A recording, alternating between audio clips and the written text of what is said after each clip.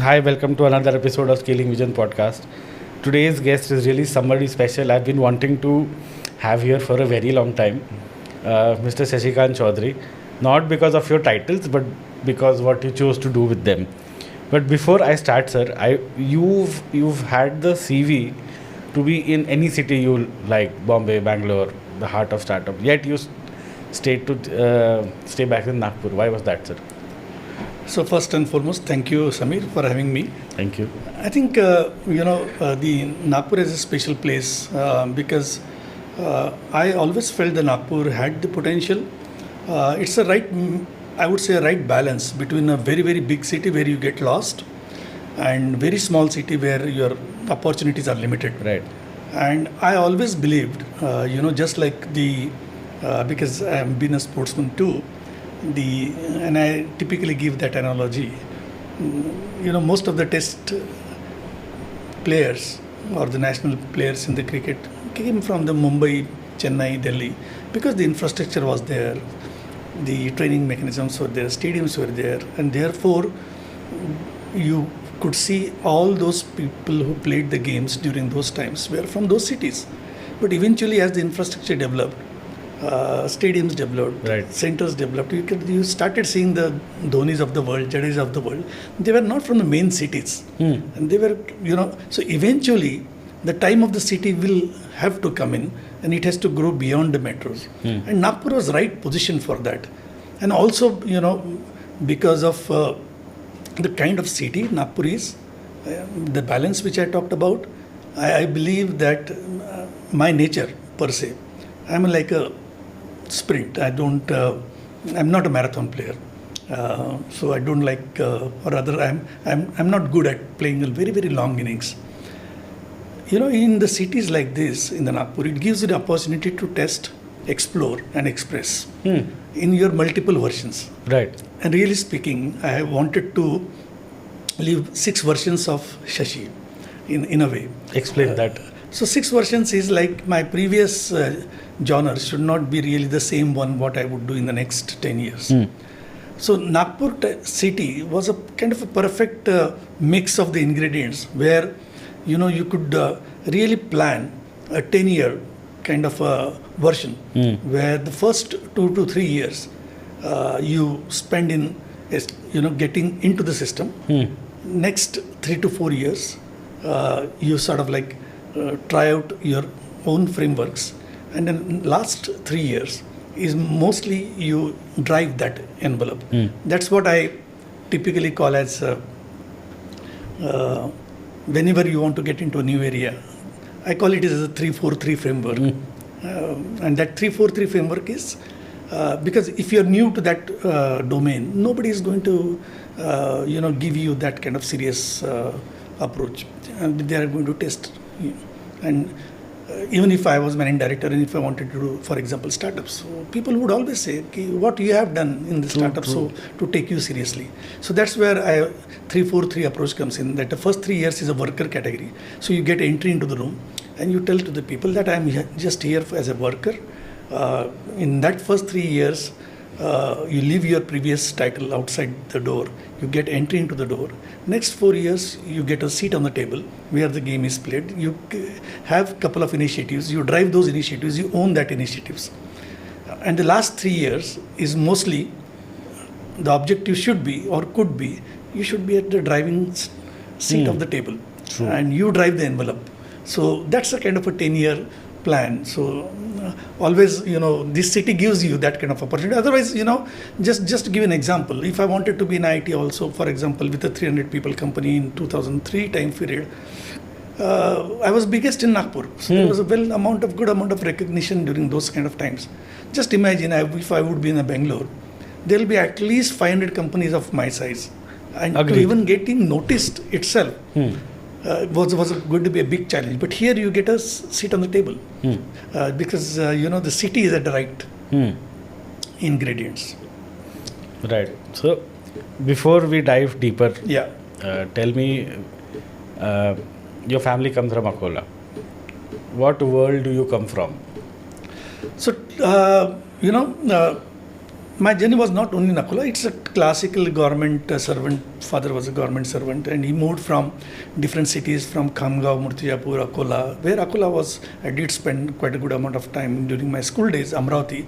And then finally, as the typical middle class or upper middle class people would settle down for the education of their kids, Nagpur was a choice and Nagpur was the posting, and that's how I moved to the Nagpur.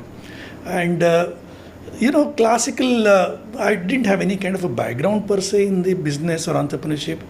The classical criteria of a typical middle class was, very simple: study well, work hard. Typical Marathi household. Marathi household, get settled, stand on your feet. Paanch vasta ghari. Yes. And, there was not kind of like a definition of startups and valuations and entrepreneurship. I think I was a defective gene in my family, because I was the first one to do or get into the business. But all these small towns really kept me grounded. Mm-hmm.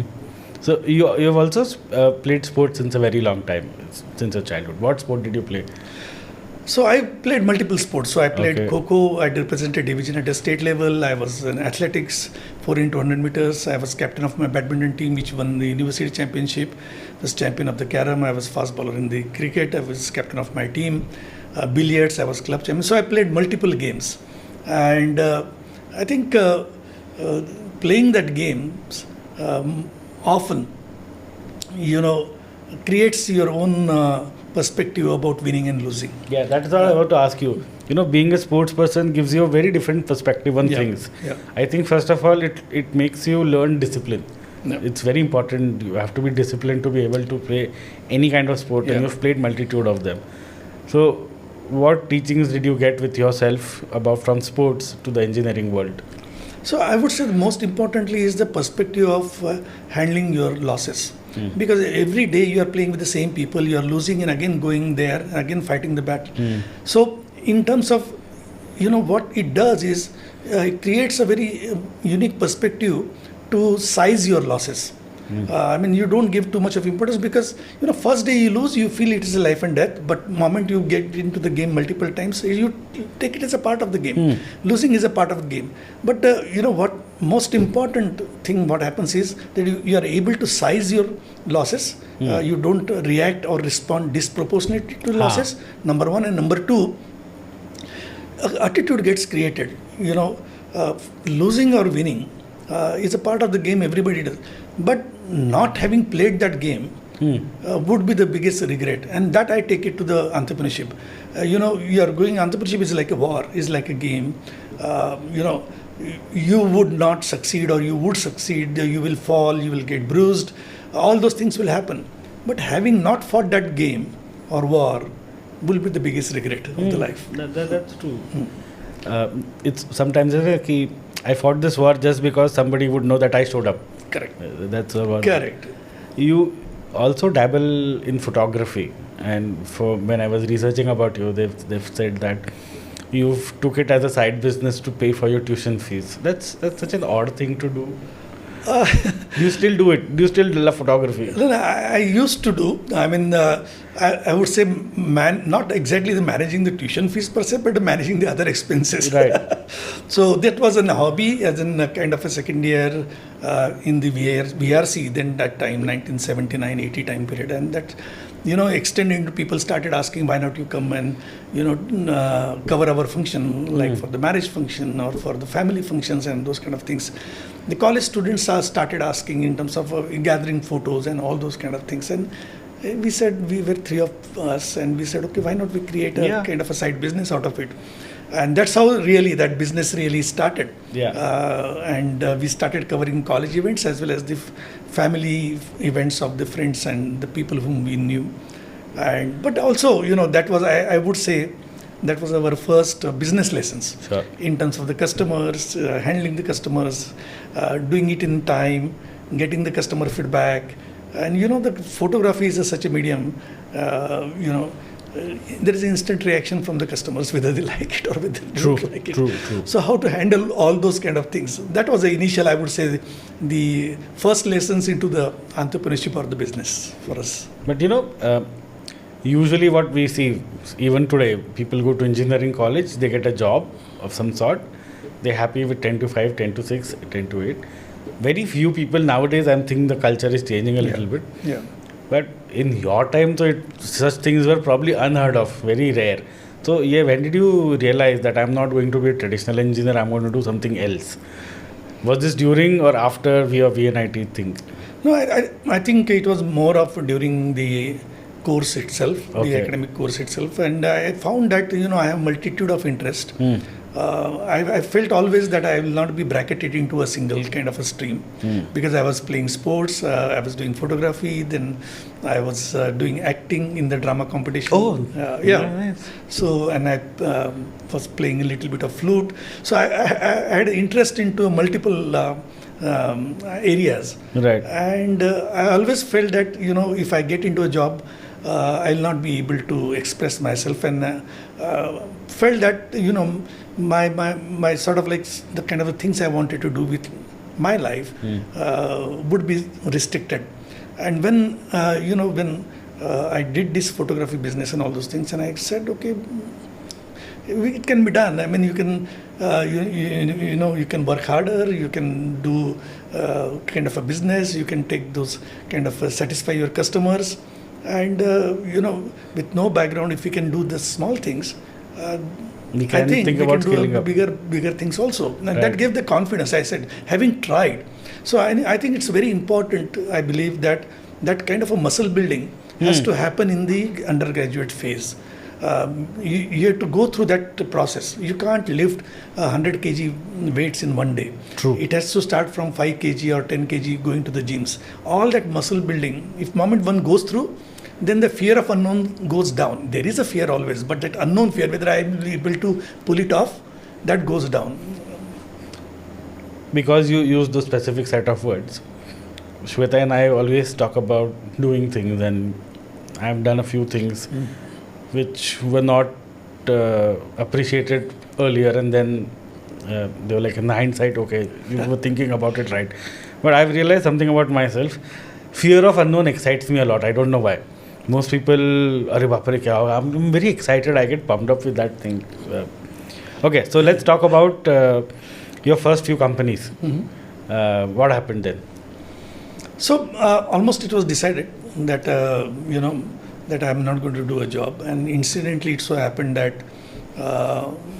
I never appeared for even the campus interview, because we wanted to get into regular business, and that was the malleable and grey and castings. So it was a group of people. I was one of the youngest. It was 25-30 people, and that company we started in MIDC Ingna. And in terms of the technology, malleable iron was a kind of a new thing during those times. Quickly went from 1 shift to 2 shift to 3 shifts. I was managing 2 shifts. I was going almost like 4 o'clock in the evening, and then 4 to 12 and 12 to 8. Oh, my God. That was on the floor. And but we quickly grew it to almost like 250, 300 people company. Going good, but typically, the people made a classical mistakes. And those classical mistake was, during that time, because it's also a reference to the time. During those times, getting the loans was not easy, very difficult. Yes. And so, with that as a constraint, the people at the top decided to use the term loan into the working capital. And moment you get into that particular cycle, your cash squeeze out, and the company failed. So that was one of the biggest failure in my life. Incidentally, that was period of 1985, and then I married in 1985, and sitting at home doing nothing for the next 6 months. But in hindsight today, do you think you needed to have that experience because it taught you a lot about something, your dream just crashes one fine day? So, and you've gone through that process. Do you think, what perspective did you gain out of that? So I think, always these are the hindsight. During that phase, you feel that why this happened to me. And that's a classical, you're working hard and you have got good degree and postgraduate, your honors in university with the third merit and all those things. And you said, why me? I mean, that's a classical question typically would get. And but in the hindsight, I think it was a very good experience and good learning out of the whole scenario. How brutal the manufacturing industry is. At the same time, how those small details matter, because we signed on the personal guarantees and we're not aware that our property would be attached at any point in time in our life. But having come out of that and then creating the next set of the companies, I feel that it was a blessing in disguise. And why I say blessing in disguise, because you have to go through that process. I mean, not necessarily everybody has to, but the moment you have gone through that process, and then that you are able to deal with the failure, right? You are able to size the failure, you are able to deal with the failure, and then you are able to respond to the failure. I won't say react to the failure. These three things are very important, because that fear of unknown, what we talked about, most of the people create the strategies in their life for not to fail. But moment you take that path for not to fail, then your risk-taking ability goes down tremendously. And the risk to reward ratio will be always there if you don't take those amount of risk. But people don't take that risk because they don't know whether they are really prepared to face the failure. So moment you have faced the failures, and you know that you can deal with that and you can still work around that, then it gives you a kind of a confidence that, that is a part of the life. Failure is a part. You have to size it up, and you can create a proportional response to the failures. So most importantly, your fear of failure goes down. Number one. True. Number two, then because of that, you start getting into that mode. You have tested the utmost bottom of the pit. Yeah. What else can go beyond that? True. Right? A person sitting at what home. What worse can go? What worse can? Yeah. People are talking, you should not be doing business. You are not from that family. You are married, and you are now sitting unemployed at home doing nothing. What worse can happen? And if you know that if you can still go, and deal with that, and come back, that gives you enormous confidence. That's enormous confidence. And then the next, I definitely feel, the next phase of your life, for me, then it became, these are, I always then decided, I've tested the bottommost, my whole life going forward will be on the edge of the curve, or edge of the table, where I'm likely to fail. But that age, I knew that even if I fail, I've tested it, so I don't fear it too much. I mean, fear is going to be there, but I'm not going to fear it too much. So I am always going to be experimenting at the edge of the technology or edge of the curve where there are unknowns. That's so exciting. But traditionally, what I see in Maharashtrian families in that age, you have done one business, didn't work out. There is pressure, go back to work, take a job, be stable. But within 1 year, you started another company. In 86 probably. Yeah. What was going on in your head?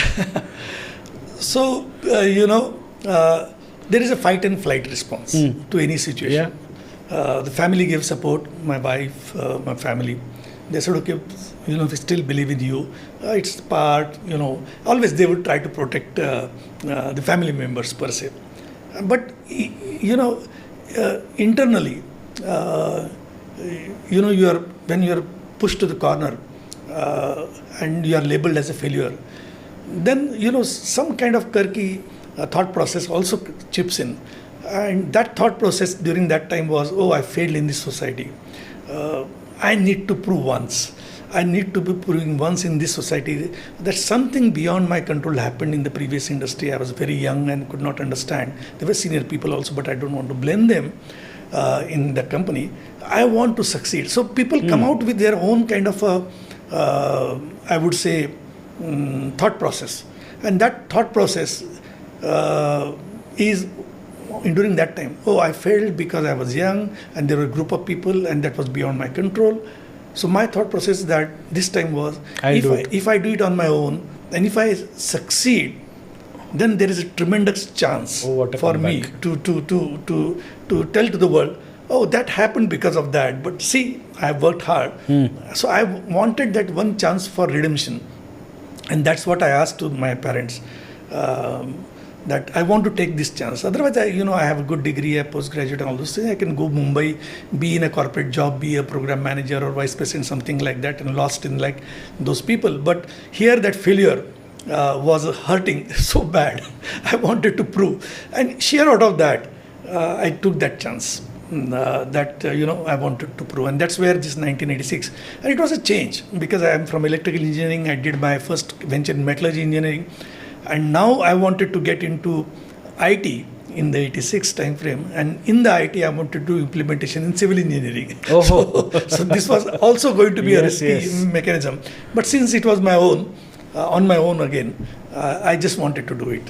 So that was the thought process during that time. But then when did you go towards teaching side then?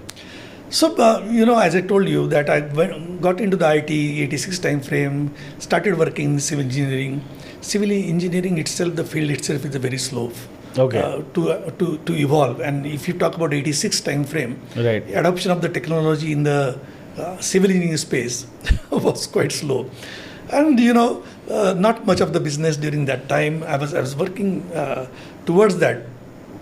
And then this opportunity came in. Yeah, and then you launched 4 companies with a full teaching career as well. Right. How did you do that? That's superhuman quality, I'm guessing. No. So it happened gradually. So 86, during that time, one of my friends came in and said, okay, there's an engineering college coming up and they require the people with the computer skills and you seem to have that kind of skills. Why not you come in? And that's why I joined and I told to the management during that time, that was Meghi's college, Dattaji Meghi's college. I said to them, I am doing this business part-time. They said, no problem, but, for us, please can you work on this department, computer tech department. And I was given responsibility to set up the department, computer tech department, and then eventually head that department. And that's where actually, I got to know the students very closely. And you asked me about how these 4 companies time came in. While teaching, I got a unique vantage point of looking at the students very closely. People make generic assessment or the generic kind of, I would say, what I would say is the, in terms of like, generic view of the situation. Oh, these are the private engineering colleges. They are here to just you throw money and get degrees. There is no quality. All those things. That's a generic view. But when I was, working with the students, and I was very closely working with the students, I found that, some of the students are out of chart. And you cannot fake it every time. The people, the way they would respond, they would ask the questions and all those kind of thing.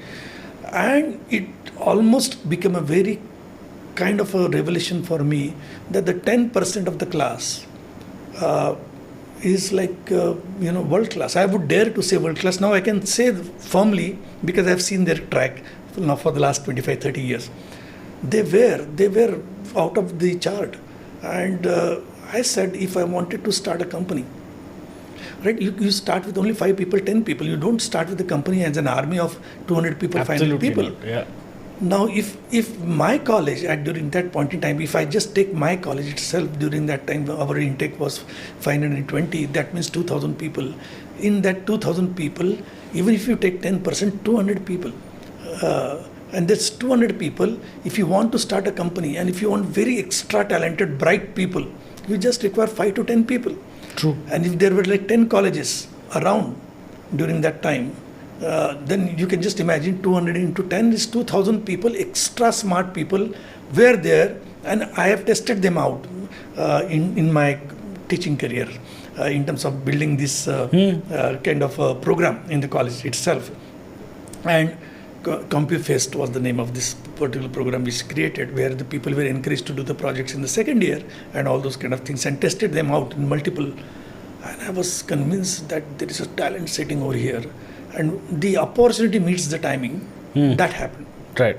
That 95-96 time period. So Lambent was born then? No. That was the ADCC kind of companies. Okay. The IT was picking up, as you know, 95, 96 was a peak time. It was like boom.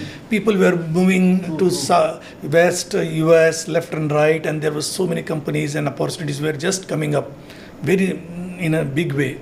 And that's where, we went to Mr. Sagar Bege during that time and I said, this time we can really start the companies. And in the succession, 97 and 98 time period, 99, we started these 4 companies: ADCC Research and Community Center, ADCC InfoCAD, which is now Census Technology, 3,000 people company, which was incidentally my company, which I was doing AutoCAD. That company, the same company now is like a listed company with almost like 3,000 people. eForum Systems and ADCC Consulting, we started 4 companies in that span. Okay. And almost like 350 people during that time. Massive for that time. So that time was it was a bigger, So you have also had some of your students as your co-founders. Yeah. Same thinking process applied there also, because of your teaching, you thought they have amazing talent. Why should I not give them a platform? Was that some different thinking then? Absolutely. And that shaped my all thinking and thought process throughout, because the talent were out of the chart, I can tell you, because it's a limitation of time, but I've seen that talent now after 25 years, they are performing at the world canvas. So if that talent was there, what was remaining was the kind of exposure and the canvas. So if we could give that canvas and exposure to the students at the early stage, these people will perform, and they really performed. And that was the thesis, and that proved again and again. Let's come to Lambent Technologies. Yeah. I think you started around 2000. Yeah, exactly 2000. And when mobile word was not even just becoming a fad, you had seen something that others didn't. What was that thing? Yeah, so when we were doing the ADCC, we were doing multiple things, right from training to software development to the exports to GIS to multimedia. Lambent, everything was going good, but I felt that we can create much more value if we are focused, and that's where I said, let me now start with the young people again, and that was a company called as Lambent. I started in November 2000. Was when the IT went down. I mean, there was an internet boom, that happened, and everybody was helter-skelter during those times. And I started during that time with almost like 5-6 people, students. So I was like maybe 37, 38, and the second in line was 22, 23. Those were the students who were part of my ADCC group of companies. And at that time, I really wanted to focus to an extent. I said we will be only doing the software exports. Then we said we'll only do the software exports only to one country.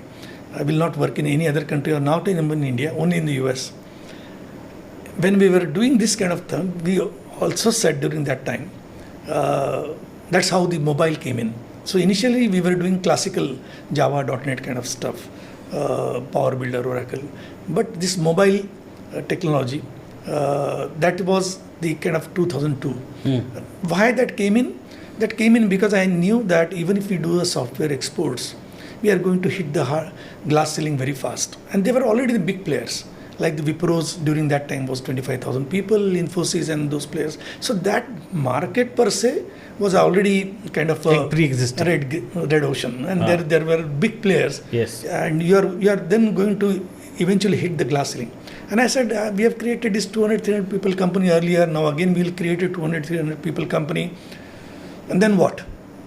So we had to move into a niche space. And unless we get into that niche space, we are not going to crack the game. So I tried my first attempt into the financial systems, straight through processing. Didn't succeed. 9/11 happened. But the next phase was, I was always thinking about it. I have to go into a niche space. And that's where actually this mobile thing happened. And the whole strategy came from a book. That book name is Rice and Jack Trout, The Great Marketing Warfare. And that book compared all traditional wars versus the corporate wars. big versus big, big versus small. And that small versus big caught my attention. And that they clearly, he said, you cannot win the war. Because if he took an example, 10 sharpshooters from this side, 5 from other side, in 3 rounds you will get eliminated. So that clearly told us that eventually we are not going to win the war. But that in the second page, he gave a very interesting. And he said, you will not be able to win the war, but you can expect to win the battle in the war. True. Provided you choose the battlefield such that you attack the enemy at his weakest point by your strongest force. And I said, looks interesting, but when you are in the right frame of mind, you try to apply that, and then when I started applying it, I said, what does it mean to me? And it clearly means in a very simple language, because again we are short of time. It's singular, the new areas, the new technologies which come in the market for 6 months. No, even if the Wipro was there for 15 years, how can they claim the territorial rights on the areas of the technology which has just come 6 months? 2002 was, the mobile was just coming up. And we said, if the mobile is just coming up, in that also we said the Qualcomm was the backer of CDMA, still is the CDMA's father. CDMA came up with a technology called as BREW, BREW, Binary Runtime Environment for Wireless. Just like a C programming or the Android and all those iPhone, this BREW was operating system as well as programming. And this was backed up by Qualcomm. And I said, if this technology is new, obviously I just played a mental, you just go through a kind of visualization. I said, if this thing is unproven, but is backed up by technology giant, how many people Wipro would put in? Maybe 10, 15, 20. They are exploring hundreds of technology. But with the same analogy, where that last line came in. If you can expect to win the battle, provided you choose the battle, but attack the enemies at weakest point by your strongest force. So if I said, if this Wipro is going to be 20 people, why not I come with 80 to 100 people? If I come in with 80 to 100 people, maybe I have a chance to win that battle. And we just played that bet. We started putting our efforts on the mobile and then specifically on the BREW. And I still remember the conversation with Mike Yuan from Qualcomm. And, because we had created that expertise, put the people, worked on the mobile technology of the BREW, created some products on the top of it just to showcase. And I said to Mike Yuan, I took his appointment and said that maybe, we are looking for the ecosystem partners, the development teams who could help in the BREW development. And he said, yes, but typically, we sort of work with the big companies like Accenture. I knew that statement is going to come in. And I said, please look at the product. Don't bother about the name of my company or other. He looked at the product. He said, yes, looks good. And I made a statement there. Mike, at the point t is equal to 0, where we are sitting just across the table right now, I have one of the largest teams in the BREW on the world. And he said, how much? I said, 70 to 100 people, because 100 people, I can always, people in the pipeline you can bring. He said, are you kidding? 100 people team on the BREW, nobody has it. I said, I have it. And that was the time. He said, you are not going anywhere. And then we became a Qualcomm partner, and he introduced to us as a Qualcomm partners to Electronic Arts, THQ, Soren, Gameloft, Sony Movies, Verizon, Autodesk, all those. So that was a kind of... These are companies I have grown up using these companies' products, all these things. My God. Qualcomm is still a big player today. Qualcomm is a big player, and they introduced us to big players as a Qualcomm partner. So sort of we got entry into this Fortune 500 companies just like that. Wow. And then so everything changed overnight. Everything changed. And we became a mobile-specific company. So it's a niche play that happened. Right. That too, bang, in Nagpur, nobody... probably a lot of people mustn't even heard about this thing. And even when you got this contract, probably news mein kahin chapa bhi hoga, to people from Nagpur must not be realizing what kind of thing you went into, hai na? Yeah, it was 2003, so it is almost like 22, 23 years back. If you have told somebody those time pe Qualcomm very few people would recognize that name. Yeah, it was only Yeah. mobile. It was a new kind of thing, and developing, using mobile was coming in the fore. But developing or writing the code in the mobile, and for this Fortune 500 was a kind of a Yeah. very, very different thing. So you also were giving ESOPs to your employees. You had this ESOP culture. A lot of companies don't give today also. How did you think about this then?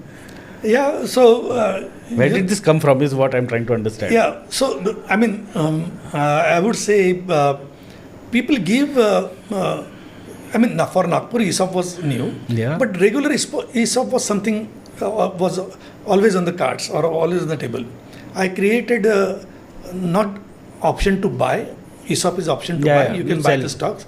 I created a unique mechanism at that point, and that was option to sell. Yeah.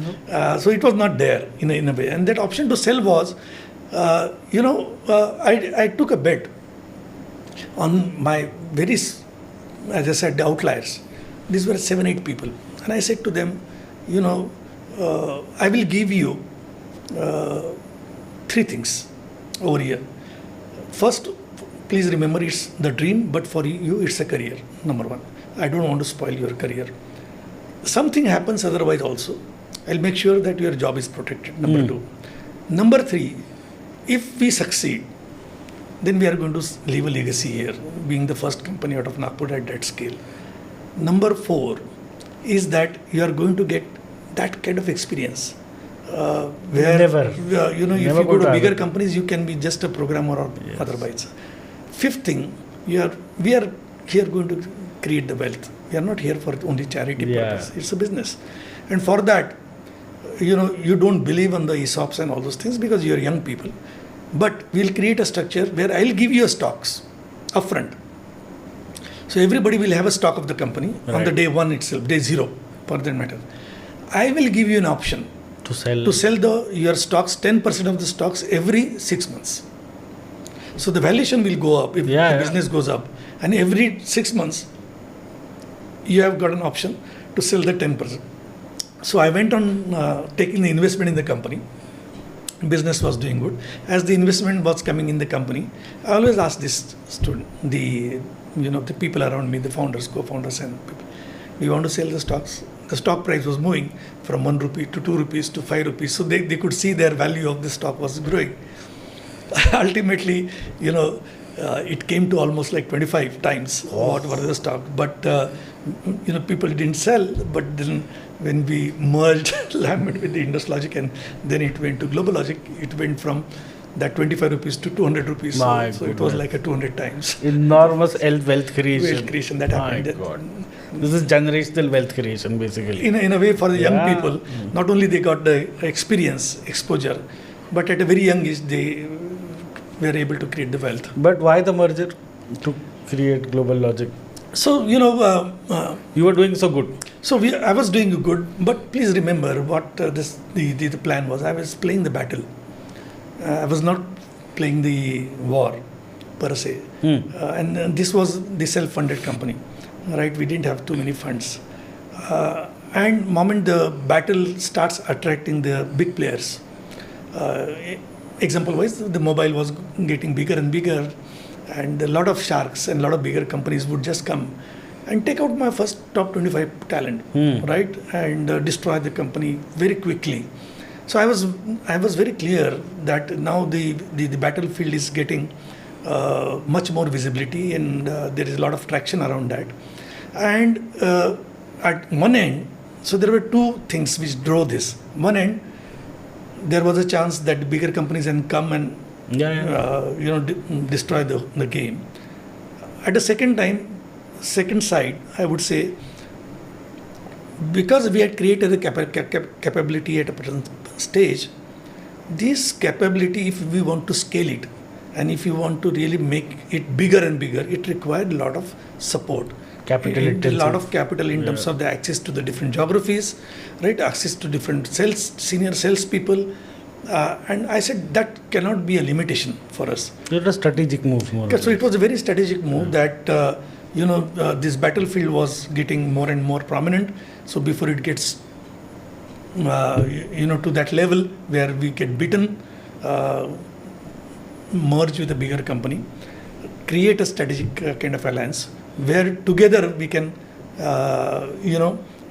create an opportunities and greater market access for both the companies, because we had clients, they had people. Now, by acquiring our company, they would get access to all these Fortune 500 companies on day one. True. At the peak of your GlobalLogic, you were managing 4,000 engineers, people working for you. It's a massive number. Yeah.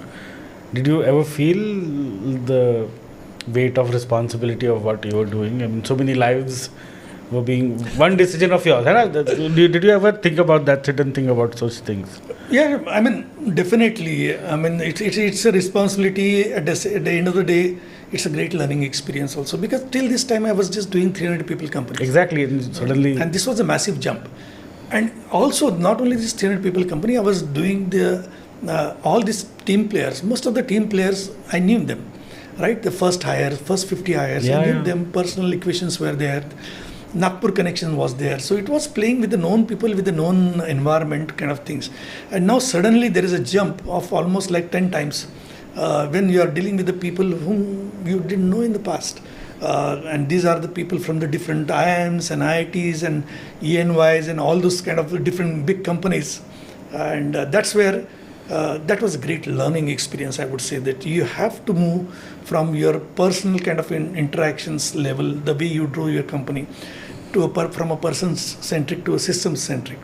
Now it was more of a role of an enabler at that point in time, more to find out how we can provide that canvas to the people, how we can really find out what kind of people, how to slot those people into the right kind of opportunities. Because, you can't fit the square peg in the round hole. I think as a leader, your only job is to really enable that, find out the right slotting of the people and enable them. So now it was a shift from the action in the front to now the enabler. How now from a person-centric to a system-centric.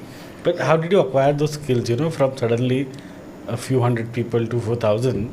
You require very different skill sets from a pure management point of view. You need a very different mindset to be able to adapt so quickly. Correct. You're absolutely right there. In terms of that mindset, I think it was more at the end of the day. If you just make that one mental shift, the common principles in the business or in the life are the same. Okay. They don't change. That is? In terms of like, for example, you don't deal with the person by title or by the role. The title and role doesn't define Samir. You are a person by himself. Can you differentiate that? Can you respect Samir as a person rather than the Samir as a title? No. Yeah. Right. So those are very different. Right. So moment you start looking at that particular person and detach from that role and title, because those are temporary. But if you can see the potential, if you can see that how much this person can grow, what kind of canvas you can provide. Right. These are basic principles. Yeah. Now, you get to learn from different people. You get to watch from different people. So I was also watching during my stint. I directly didn't become a kind of a managing director there. I was a business unit head. So I was managing trying to find out how CEO is behaving, how this company is like, transitioning from 1,000 people to a 10,000 people company. My role started moving from 300 people to 1,000 people. And then eventually I became a kind of a managing director in my last stint I think 2011 and 2012. But because I've gone through that and I've seen some very good examples, including Shashank Samant, who was our CEO, or Peter Harrison, who was the CEO, and different heads, how they really managed, different styles. When you sit in the board, I was on the board of GlobalLogic. USA. Not many people would get to be part of the board in the US, because normally there is only one person from the operating team to be part of executive team to be part of the board, because that board is like a very heavy board, like Sequoias, NEAs, the Drapers, all the big VCs and the giants are sitting in the board, very competitive. And when you get to listen and learn from that, I think those were the places where you get the exposure. So you don't learn just like on a day one. It's a gradual process. Keep your eyes open. A lot of people are rigid to change. I've realized this pretty early, and I think I'm right that you have to adapt. Absolutely. The ability to adapt, or at times the ability to pivot completely from your journey is what basically helps you grow. Absolutely. And sometimes the environment makes you like that. The classical environment in the GlobalLogic. I mean, you are almost working at an age when the CEO doesn't know his job is going to be there for after one quarter. You are living quarter to quarter. You have to be absolutely on the edge. So you have to cover a lot of bases in terms of your approach or in terms of your working style. You cannot leave anything in the blind spot. And therefore, you sort of create that mechanism or that eye of looking your business or your enterprise from multiple angles. And that helps you in terms of like knowing the different aspects and adapting to that. Otherwise you just get focused to the only one silo. But when you're looking at multiple directions, multiple angles, and that too in a very, very competitive space, that makes you agile, that makes you learn. I think nowadays a lot of people are having this conversation about work-life balance. But for a person like you who's building something, who wants to do a sprint and not a marathon, I think a concept of a work-life balance would go down the bin. You have to commit. Yeah. It doesn't work. So at some time later, you were going to be acquired by Apax Partners. Yeah. What was that day like? Yeah. So, for many people outside, it's an point of wealth creation. For founders, it's not only the wealth creation, but it's a reflection of all the things in the past, in the times of the pains, in terms of the challenges, in terms of how we navigated during that, how we really moved step by step. And that is a culmination point, I would say, one of the major milestone, not a stop, but a major milestone. So more and more it is a reflection in the past, because at that point, every time Samir, reach to a particular important milestone, what that milestone does, it helps you reflect back. Exactly. And then, you sort of like appreciate how kind God was, and, appreciate your challenges and problems. And that also helps you decide your next priorities in your life. So that's what happened in the Apex. So I think $450 million exit. Yeah, during that time, as a group. $500 million. Nagpur, Yes. I mean, it's unimaginable. No, it was combined. It was a combined. Yeah, but it was sure. all the combined together.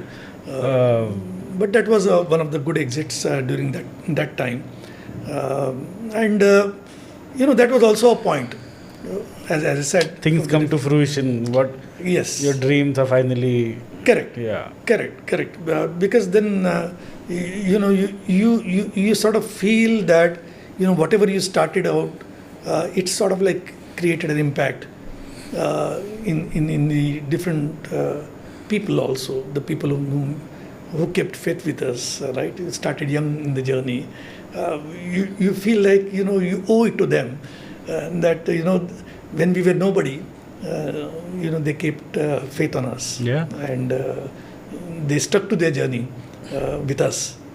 So that was a feeling of a gratitude also during that point.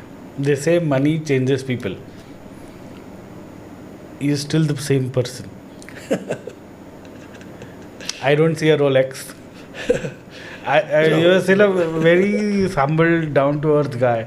A lot of people would change bases, go to a better city or better country. You decided to stay back, and then you did mentoring. Again, was it about giving back? What was the thinking process? Yeah, absolutely. I mean, at that point in time, the moment the Apax happened, before that itself, I told to the management that this would be my last stint in the GlobalLogic, and I want to go back to my city, Nagpur, and where I would work with the young people, and I would work with the young people in terms of the businesses. Most importantly, startup was just coming up. This was a period in 14-15 time period. Startup was just coming. I said, I would really want to work with the young people, because if you sort of like link my story back, it was always with the young people. My all companies, most of the companies were with the young people, and I always believed in that talent. And some of those theses and the beliefs, you want to double it down. So I said, if those 10% of the talent was good for the services kind of companies, that 2 or 3% talent has to be good for the business. And there were these young people who were starting off their journey, and at my point in time, I felt that there were not many people who could advise me, I could go to them, use them as a sounding board. Not that advice, that mentorship was not available. And I said, this is my time to give back. And it's not like, giving advice or mentoring is not that way. It is mostly all about telling them how to look at the different situations which they might have overlooked. So looking at the same thing from a different vantage points makes them aware, okay, these are the things I should be really taking care of. Because at the end of the day, it's their journey. You are just helping them uncover some blind spots. So that's where the mentoring comes in. But you are also, you founded Nagpur Angels. I think you are doing angel investing as well. You have designing courses at VNIT. Yeah. There's still a lot of left with you, unfinished work, it seems. What all are you planning? You founded 10 companies, you found 10th one is in the process. Yes. What is? So you're a man with a mission, it seems. No. So when you realize there's so much of a latent talent in the city itself, you just want to channelize that. So that's where I said, if that is to be done, then I need to cover a lot of bases in terms of startups, for example, right from teaching. So teaching would be the one part. Now, we don't teach entrepreneurship per se, because it's like, entrepreneurship, people say that, it sometimes is a basic instinct, but how to go about it? Are there any frameworks? How to, make sure that you don't lose out on those kind of unknowns by not looking at it. So training was one aspect, but at the same time we realized only training is not going to be, only mentoring is not going to cut the ice. You need to, fund them also. You need to give them that access to the capital. And that's where we said, okay, right from training to the projects, to the pre-incubation, to the incubation, to the post-incubation, we need to be present in all the stages. And that's where the funding comes in. So, because only advice is not going to be sufficient. And that's where, I started investing in the companies. So till this time, I invested in almost like 35 odd startups personally, and also became a part of 6 funds, Bloom, IFL, Thinkuvate as a limited partner. Yeah. Then I became a GP in one Singapore-based fund, which is operating out of India. Okay. I became investment committee member. The objective was, why I became a part of the funds also, because at some point in time you need to plug our Nagpur ecosystem into national ecosystem, because not all the expertise, not all the funding. And you're the perfect guy to plug it to. So we can fund these people, plug it into this ecosystem, because they can get larger funds, they can get access to the mentors who are specifically, for example, somebody is doing medtech like you in the ophthalmology space. Now, you need, or somebody who is doing a startup in that space would need the person or a mentor who's been there, done that. One at 30,000 feet, one just at the 5,000 feet, who's just been in their journey 2 years ahead of their time. So that access is not there in Nagpur. So we need to connect them to an ecosystem. I know how difficult it is. Correct. So that was a part of it. Yeah. That actually helps, I'm trying to figure out a few things. But to try to get answer for even one question, the amount of grind that I have to do to arrive at that, it takes hassle. But I enjoy the process as well. I think it's a part of the process, so I don't bother myself about it. But then that's sure, if something is making way easier for people, why not? Exactly. So at the end of the day, you have to provide that canvas and enable them. So connecting them to the right people in the ecosystem, maybe their journey, their speed becomes 2x. Right. So they used to also, what is this family cap of 50 families, 50 lakhs each, and 25 CR to back a few startups? What is this? Correct. So one model which I am just trying to create is of the in the college itself, right from the project to the incubation to the post incubation, but from a city level itself. So startups from the founders from this city itself, getting the first check is difficult, and that too in an organized manner. Ad hoc manner you could, if you like somebody and if you reach out to somebody and they like you, it might happen, but not in a kind of a systematic manner. That's number one challenge. Number two challenge, even if the funds are given, most important is the business. The first business, the first few pilots you get from the big people. That's where I created this concept called as a family cap. So it's a family capital. Family cap is nothing but 50 family offices coming together. And I told them that please treat this as a social capital, not a charity, but a little social angle to that. And our job is to enable 50 startups with a 50 lakh rupees first check. But don't limit it to that. Please give business to them. Now, just imagine a startup who is just starting out, getting that fund, but it gets a business from Haldiram's or get a business from Sancheti's or get a business from Chima, Raisoni's of the big. That's a big, kind of a sort of like a stepping stone for that particular startup. And then obviously if they do well, plug them into a national ecosystem. So that's the family cap. Very nice. But you have been observing Nagpur startup ecosystem, I guess, from its very nascent stage. Yeah. Do you think it needs fixing? Are things on the right track, or are there some kinks you want things to be smoothened out? I mean, always there is a scope for improvement. I think what is limited in Nagpur is the density of the founders and the investors, both. We need to have a larger density of the people.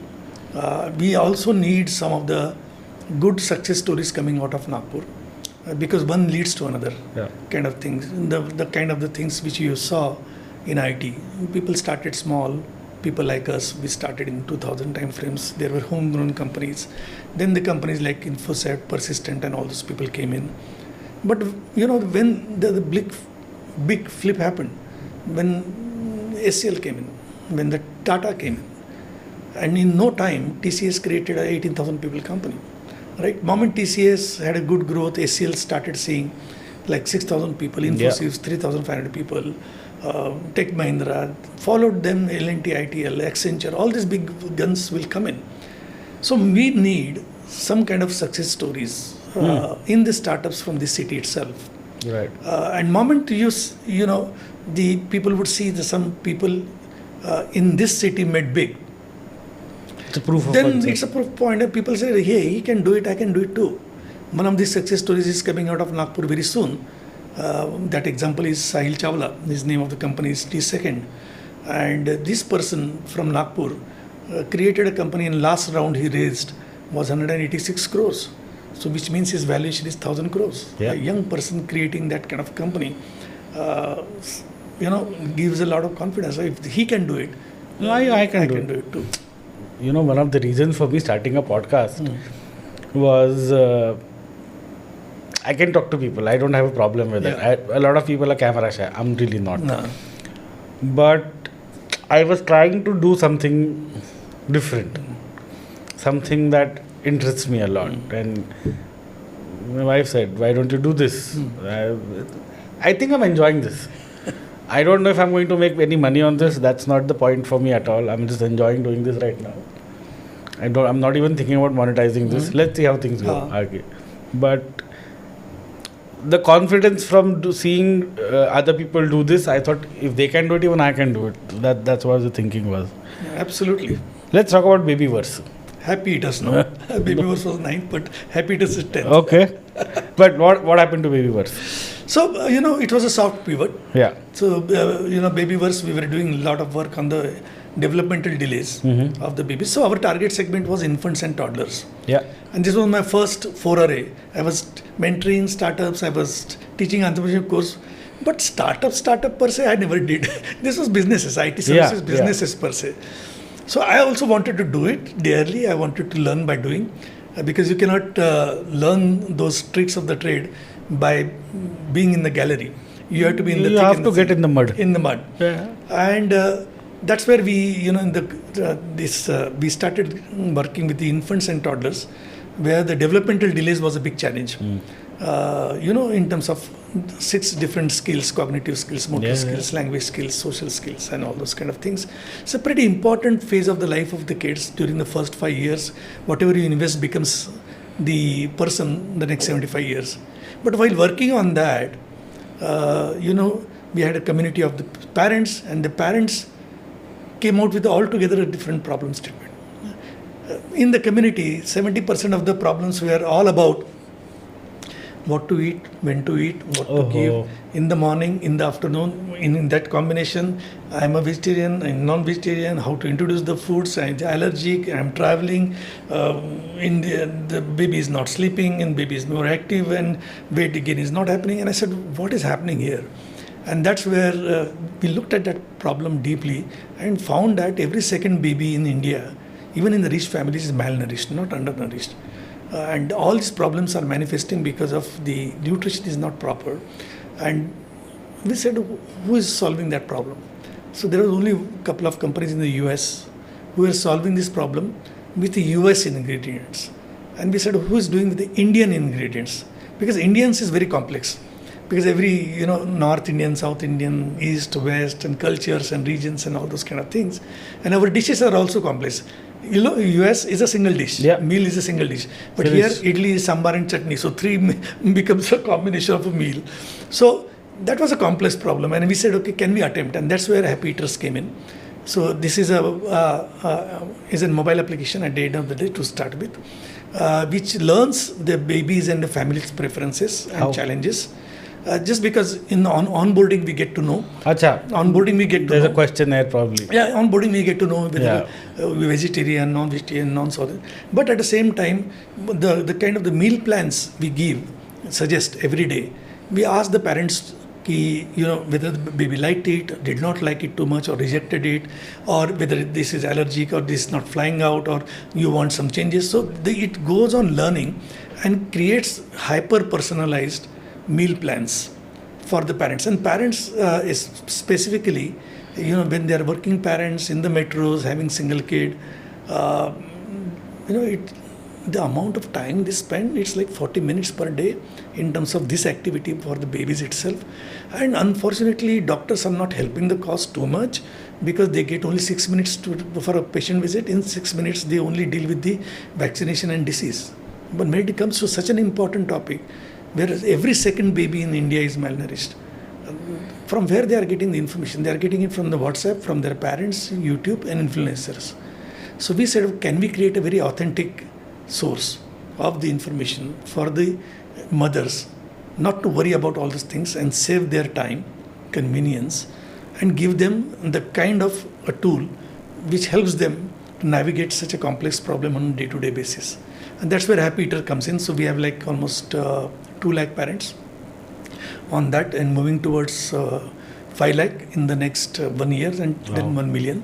So all across the world, so almost 110 countries, 990 cities in India, people are using. So if you happen to go to OpenAI or Perplexity and type the best meal plannings application for infants and toddlers with the Indian ingredients, will be probably number 1 or 2. HappyEaters. HappyEaters would be there. So what is it? It's more of protein rich thing? No, it takes care of everything. Okay. It's a balanced meal planning. Because India, as you said, it's malnourished. But what a lot of data says that we have a lot of protein, energy, malnutrition, very specifically, Correct. India specific problem. Correct. Because the proteins in our diet is Yes. largely lacking. Also, in the lower segments of the society where midday meals are given, Correct. protein is not. Correct. It's. Compromised. I don't even want to use bad words because I get really angry. So we do have. That's why we are having a lot of stunted growth Yes. in children nowadays. Yes. Their heights small and Correct. Correct. it's going to be a problem later on. It will manifest. So this is a nice initiative. So this is like so we have a 3-level approach. Yeah. Where we give the balanced meal plan covering all minimum 5 food groups out of 7 which is needed per day, and there is a consultation model also. Okay. So because people will have a specific challenges, Okay. so they needs to be consulted, and then the meals plan are created by the experts but powered by the technology. So that's where human first approach comes in. Right. But after so many companies and all,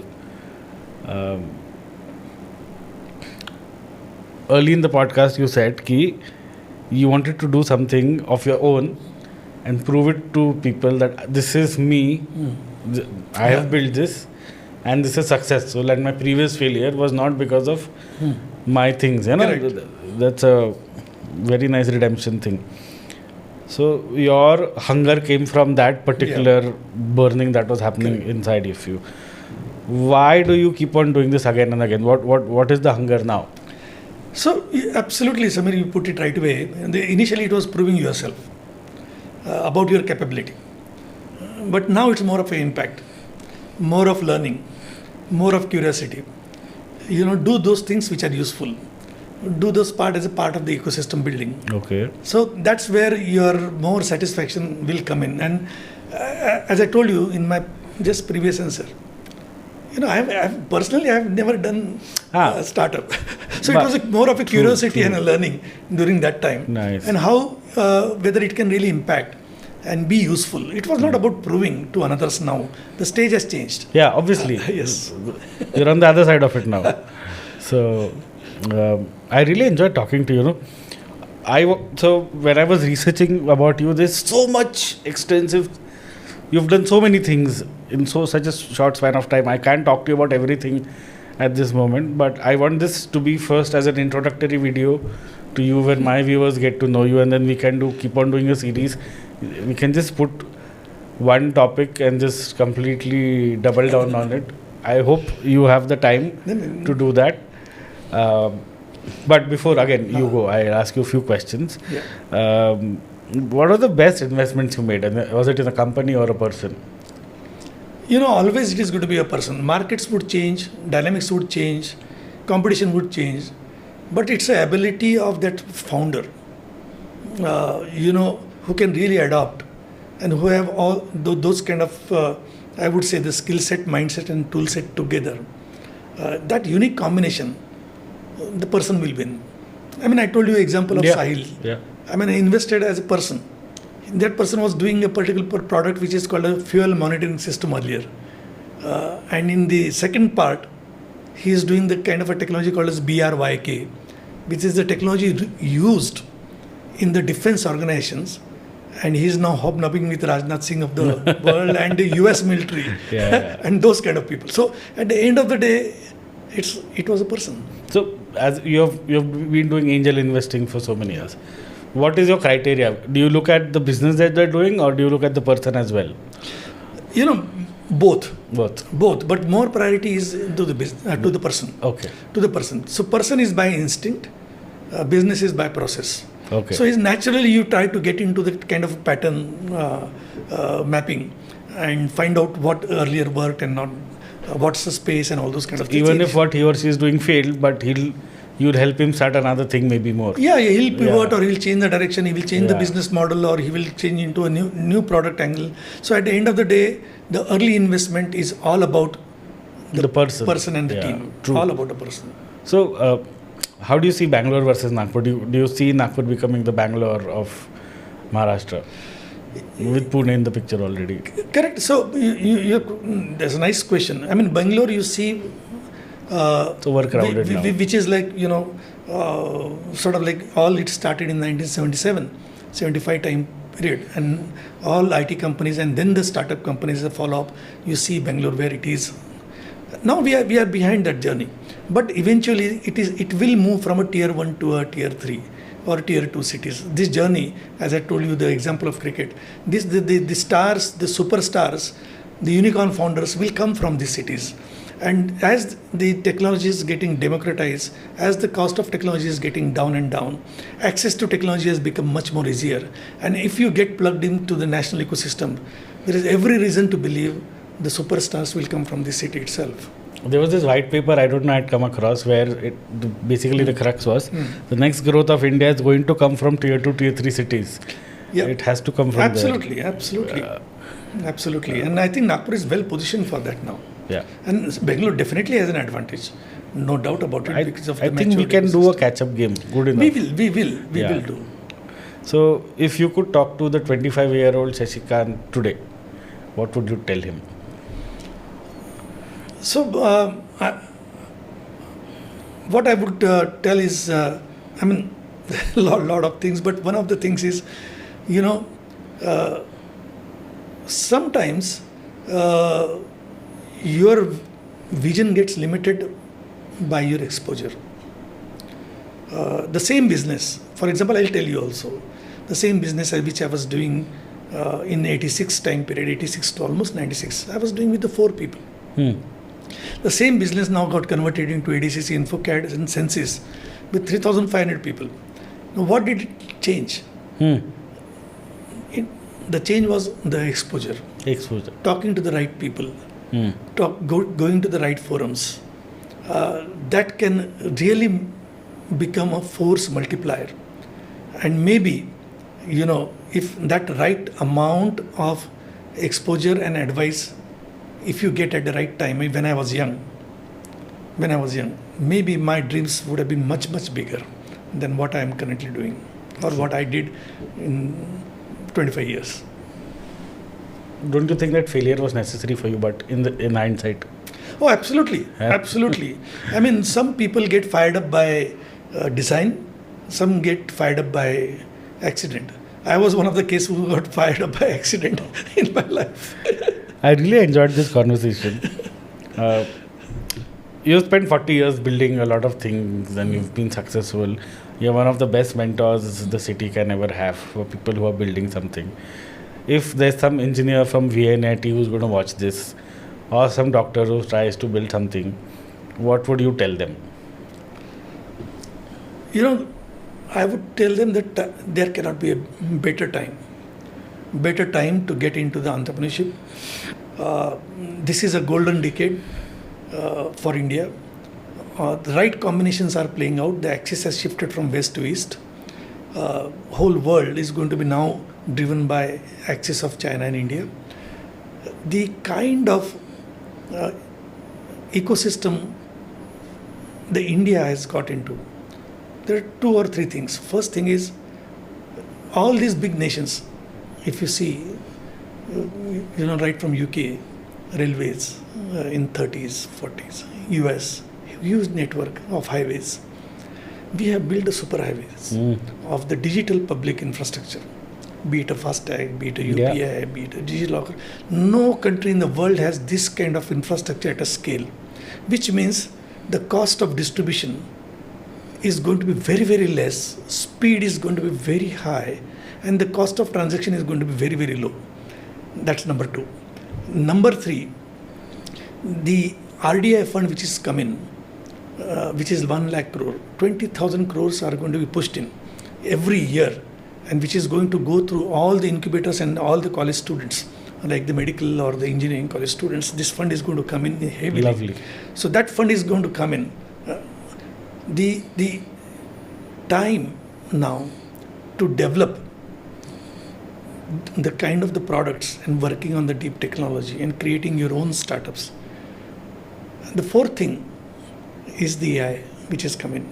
AI has now become a superpower to all the individuals. You don't have to have an army of 40 people, 50 people to create startups. Just deploy agents. Yes, you have different kind of tools and agents, and you can get all the peripheral work done by the AI.